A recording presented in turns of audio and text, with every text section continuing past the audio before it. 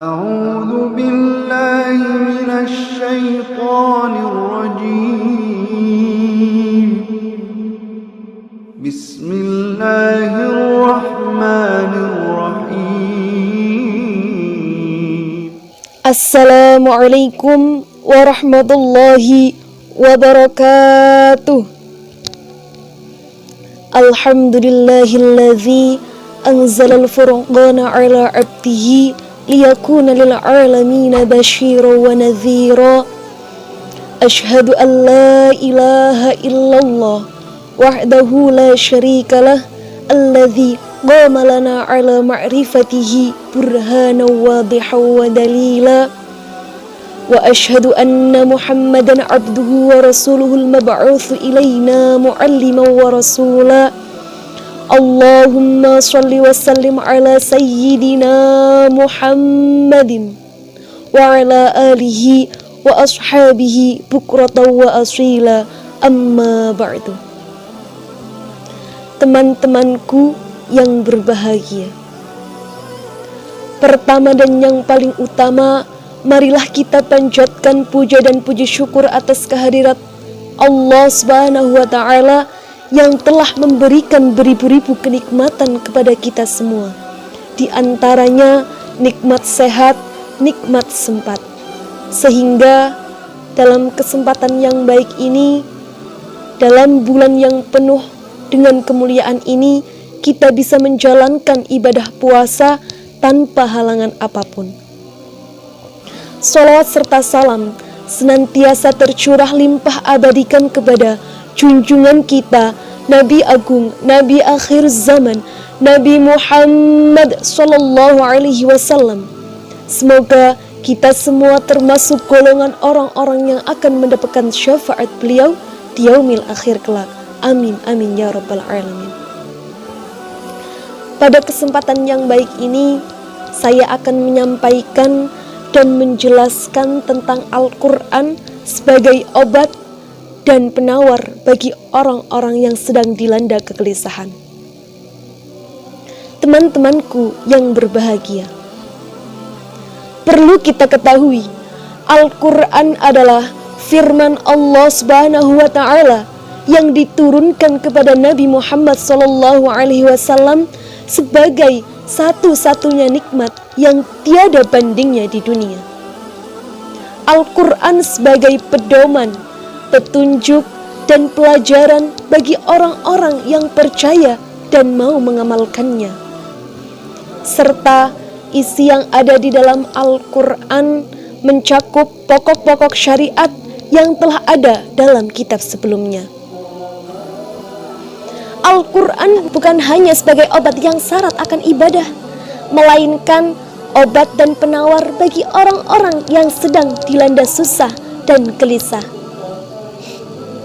Ada sebuah cerita.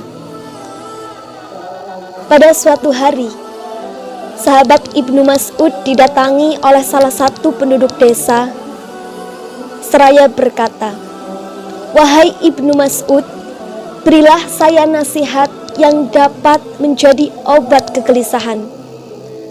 Jiwa gelisah, pikiran kusut, makan tidak enak, dan tidur pun tidak nyenyak." Kemudian Ibnu Mas'ud menasihati, "Datanglah dirimu kepada 3 tempat. Yang pertama, orang-orang yang membaca Al-Quran.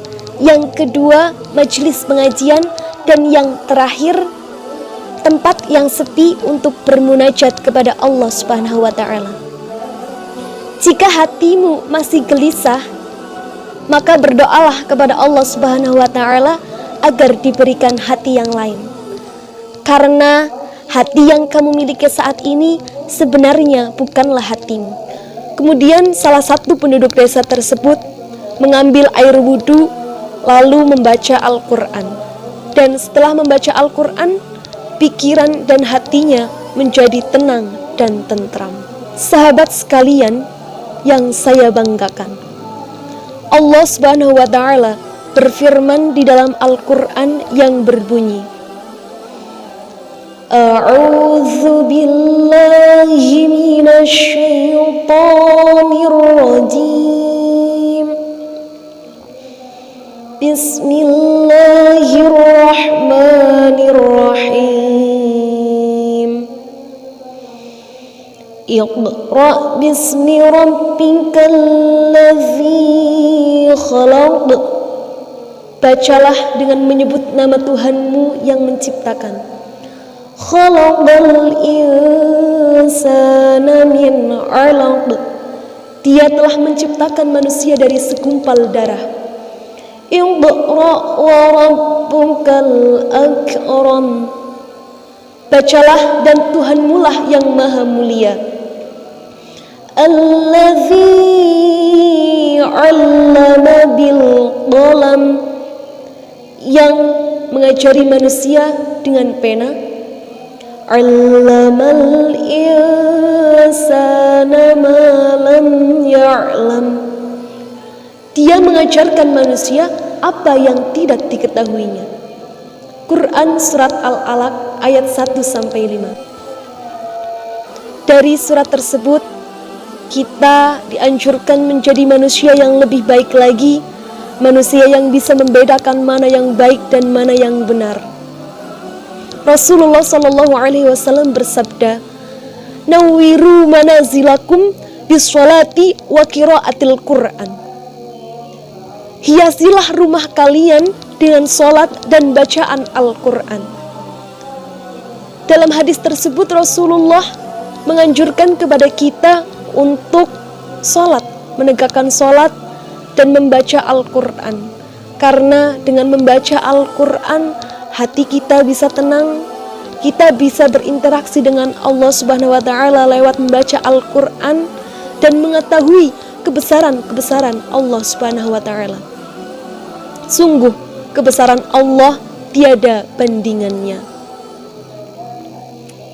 Dalam hadis dijelaskan yang artinya perumpamaan orang mukmin yang membaca Al-Quran, dia seperti buah utrujah yang mana baunya harum dan rasanya manis.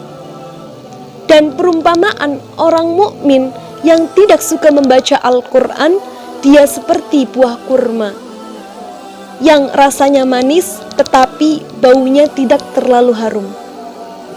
Dan orang munafik yang membaca Al-Quran, perumpamaan seperti buah hanzalah yang rasanya pahit dan baunya tidak harum.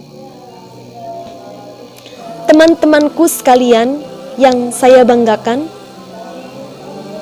dari penjelasan yang dapat saya sampaikan tadi dapat diambil kesimpulan bahwa Al-Quran adalah firman Allah yang mana di dalamnya terdapat petunjuk, pelajaran yang bisa kita terapkan di kehidupan kita sehari-hari agar kehidupan kita menjadi lebih terarah dan tentram karena selalu membaca ayat-ayat suci Al-Quran. Ada sholawat juga untuk penenang hati. Allahumma sholli ala sayyidina Muhammadin tibbil qulubi wa dawaiha wa